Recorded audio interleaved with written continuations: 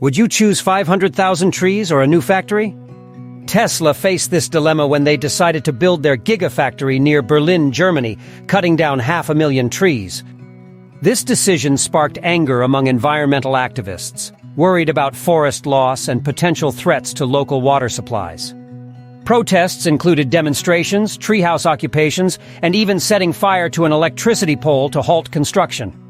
Satellite images revealed that 329 hectares, or 813 acres of forest, were cleared. Kairos, an environmental company, reported these trees could have absorbed 13,000 tons of carbon dioxide, equivalent to emissions from nearly 3,000 cars annually. Antoine Hoff from Kairos noted this is part of the trade-off for a greener economy. The Gigafactory is crucial for producing electric cars in Europe.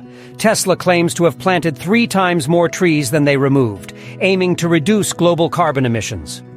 The debate continues over whether the environmental cost is justified. The factory has faced other issues, like fuel and chemical leaks. This situation highlights the complex balance between clean energy and nature conservation, reminding us that sustainable progress requires tough choices.